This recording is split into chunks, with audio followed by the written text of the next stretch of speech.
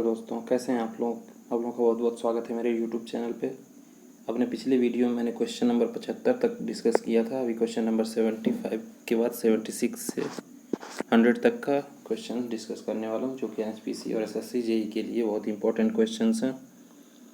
ये question same to same आ सकते हैं आपके एग्ज़ाम में, ठीक है। तो क्वेश्चन नंबर 76 क्या है, what will be the specific enthalpy of steam at pressure 2 megapascal and dryness fraction कितना दे रखा है 0.9, एक्स इज इक्वल कितना 0.9, where properties of steam at 2 megapascal are specific enthalpy और सैचुरेटेड लिक्विड इज 900 किलोजूल पर KG and specific enthalpy कितना है 2800। तो enthalpy is equal to कितना होता है H F plus x H F G. ये क्या है, specific enthalpy of saturated liquid. H F G क्या है, एंथैल्पी ऑफ वेपराइजेशन, और एक्स क्या है हमारा ड्राइनेस फ्रैक्शन है। तो इसको जब सॉल्व करेंगे तो कितना आ जाएगा 2610। करेक्ट ऑप्शन ये हो जाएगा। नाउ क्वेश्चन नंबर 77 देख लेते हैं। इसमें क्या करा, विच of the following is a single tube boiler. Single tube boiler, तो इसका करेक्ट ऑप्शन क्या हो जाएगा कॉर्निश बॉयलर। कॉर्निश बॉयलर क्या होता है, एक सिंगल ट्यूब बॉयलर होता है। बाकी कोकरन बॉयलर, बैबकॉक, विलकॉक्स और लोकोमोटिव बॉयलर इसमें मल्टी ट्यूब होते हैं। कॉर्निश बॉयलर में केवल एक ही ट्यूब होता है, ठीक है। Now question number 78, dash is defined as the amount of dry saturated steam generated from feed water at 100 degree Celsius at normal atmospheric temperature. तो इसको क्या कहा जाता है, इक्विवेलेंट इवेपोरेशन कहा जाता है। डायरेक्टली आप लोग याद कर लीजिए, और ये डायरेक्टली पूछा भी जाएगा कि dry saturated steam generated from feed water at 100 degree Celsius at normal atmospheric pressure को क्या कहते हैं, तो इक्विवेलेंट इवेपोरेशन कहते हैं, ठीक है। ऑप्शन बी करेक्ट हो गया। नाउ क्वेश्चन नंबर 79 क्या करा, विच of the following is a non positive displacement type compressor. मतलब जिसमें नॉन पॉजिटिव डिस्प्लेसमेंट टाइप, तो इसमें क्या होता है एक्सियल फ्लो कंप्रेसर। ये किसका एग्जांपल है, नॉन पॉजिटिव डिस्प्लेसमेंट टाइप का है। बाकी ये स्लाइडिंग मोशन, रूट ब्लोअर और स्क्रू, ये सब क्या हो गए हमारे पॉजिटिव डिस्प्लेसमेंट टाइप होंगे। तो करेक्ट ऑप्शन क्या हो जाएगा axial flow compressor. Correct option हो जाएगा एक्सियल फ्लो कंप्रेसर, ठीक है। Next question number 80, addition of sulphur to stainless steel increases which of the following. Sulphur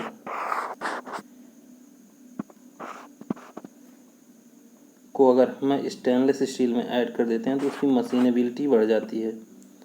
एक होता है सल्फर, एक होता है फास्फोरस। इन दोनों को किसी मटेरियल में हम ऐड करते हैं तो उसको क्या कराता है, मशीनेबिलिटी बढ़ा देता है, ठीक है। मशीनेबिलिटी बढ़ने का मतलब क्या होगा कि उससे मशीन करना आसान हो जाएगा, काटना, छांटना, तोड़ना, ये सब आसान हो जाता है, ठीक है।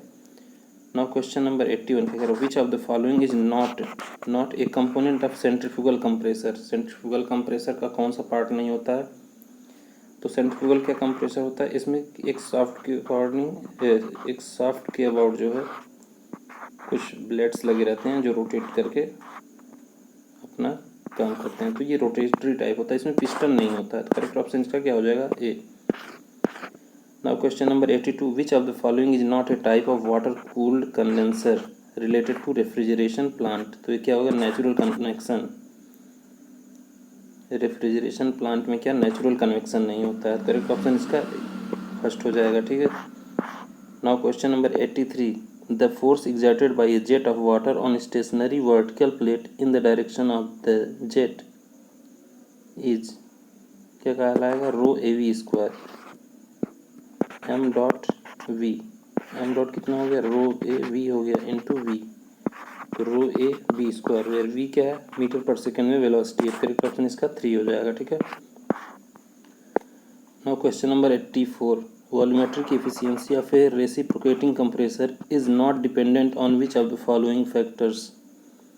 volumetric efficiency किस पे डिपेंड नहीं करता है, तो ये एयर रिसीवर पे नहीं डिपेंड करता है। तो वॉल्यूमेट्रिक एफिशिएंसी का फार्मूला क्या होता है, volumetric efficiency 1 + C - C P higher upon P lower की पावर 1/n। तो n क्या हो गया हमारा, पॉलीट्रोपिक इंडेक्स हो गया। Pressure ratio P higher upon P lower क्या हो गया, प्रेशर रेशियो हो गया। और क्लियरेंस रेशियो क्या होता है, क्लियरेंस रेशियो हम कहते हैं C को। ये जो C है ये क्या है, क्लियरेंस रेशियो। तो केवल एयर रिसीवर इस पे डिपेंड नहीं करता है, बाकी सब पे डिपेंड करता है। Now question number 85, the critical pressure ratio of convergent nozzle is defined as the ratio of outlet pressure to the inlet pressure of the nozzle only one mass flow rate पर unit area is maximum. Critical pressure ratio किसको कहते हैं, जब मास flow rate maximum होगा उस time पे जो outer pressure और इनर प्रेशर का रेशियो होता है उसको हम कहते हैं critical pressure ratio. Now question number 86, triple point of water. Triple point of water क्या होता है, at this temperature all the three phases coexist in equilibrium. Correct option इसका बी हो जाएगा। ये होता है 0.01 डिग्री सेल्सियस, ये होता है ट्रिपल पॉइंट ऑफ वाटर। ठीक है, इस पॉइंट पे all the three phases solid liquid gas can coexist. ठीक है। Now question number 87, at sea level the value of atmospheric pressure is close to. ये कितना होता है, 10.33 metres of water column. Correct option इसका D हो जाएगा, क्या 10.33 मीटर्स ऑफ वाटर कॉलम। ठीक है, 87। Now question number 88, if the temperature of hot reservoir is increased then the efficiency of Carnot engine is also increase हो जाएगा। Carnot engine क्या होता है, एक होता है टी हायर, एक होता है टी लोअर। ठीक है, यहाँ से वर्क प्रोड्यूस होता है। अगर हम टी हायर की टेम्परेचर को क्या कर रहा है, टी एच को बढ़ा देते हैं तो इसकी एफिशिएंसी क्या हो जाएगी, इंक्रीज हो जाएगी। ठीक है। Now question number 89, the basic form of Bernoulli's equation does not coexist, sorry, the basic form of Bernoulli equation does not consist of which of the following head. तो Bernoulli theorem में कौन सा head नहीं होता है, इसमें क्या होता है, एक होता है पोटेंशियल हेड जिसको जेड से डिनोट करते हैं, एक प्रेशर हेड होता है जिसको पी बाई रो जी कहते हैं, और एक होता है काइनेटिक हेड जिसको कहते हैं v²/2g। तो प्रेशर हेड हो गया, वेलोसिटी हेड हो गया, पोटेंशियल हेड हो गया, ये तीनों हेड होते हैं। केवल इसमें कौन सा नहीं होता, मैनोमेट्रिक हेड नहीं होता। करेक्ट ऑप्शन इसका क्या हो जाएगा, ए। नाउ क्वेश्चन नंबर 90, इसमें क्या करा, dash is not a property of the system. तो हमें पता है कि हीट जो है कौन सा फंक्शन है, ये पाथ फंक्शन है। और पाथ फंक्शन क्या होता है, यह प्रॉपर्टी नहीं होता है। पाथ फंक्शन जो भी है प्रॉपर्टी नहीं होगा। प्रॉपर्टी ऑलवेज क्या होगा, पॉइंट फंक्शन होगा, पॉइंट फंक्शन, जो कि केवल इनिशियल एंड फाइनल पॉइंट पे डिपेंड करेगा। तो करेक्ट ऑप्शन इसका क्या हो जाएगा, option 3। Now question number 91, piezometers are use to measure. Piezometers क्या मेजर करने के लिए यूज किया जाता है, तो ये यूज किया जाता है गेज प्रेशर मेजर करने के लिए। Now question number 92,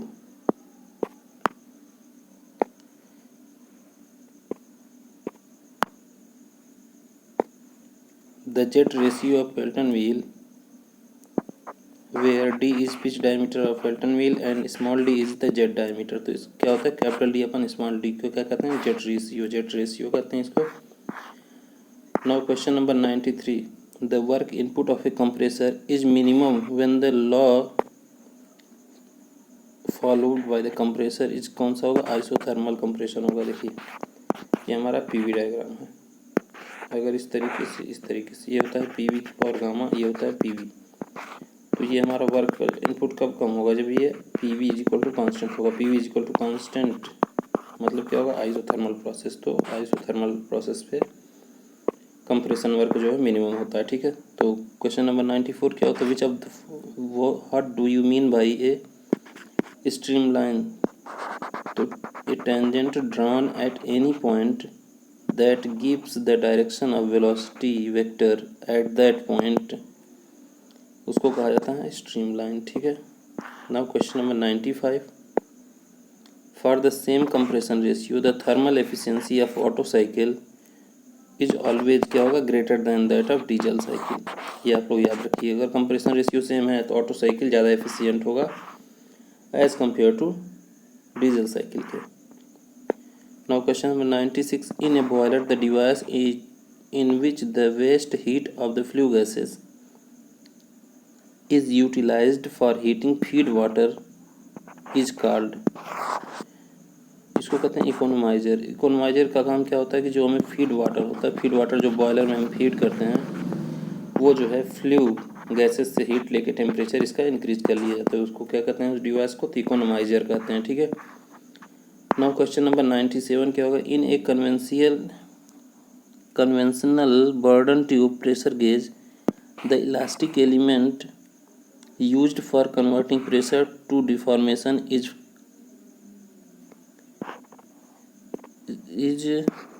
dash cross section. किस क्रॉस सेक्शन का होता है, तो ये होता है इलेक्ट्रिकल क्रॉस सेक्शन का। इस टाइप का ये इलेक्ट्रिकल क्रॉस सेक्शन का होता है। ठीक है। Now question number 98, dash is not a property of the fluid. इसमें कौन सा प्रॉपर्टी ऑफ फ्लूइड नहीं है, तो specific volume property of fluid है, मास डेंसिटी है, स्पेसिफिक वेट भी है, एरिया जो है ये फ्लूइड की प्रॉपर्टी नहीं है। तो करेक्ट ऑप्शन इसका क्या हो जाएगा, option D. Now question 99, the principal alloying element of stainless steel. Stainless steel का प्रिंसिपल जो है अलॉइंग एलिमेंट क्या होता है, क्रोमियम होता है। और क्रोमियम की प्रॉपर्टी क्या होती है, क्रोमियम क्या होता है कि ये कोरोजन रेजिस्टेंस प्रॉपर्टी बढ़ा देता है। ठीक है।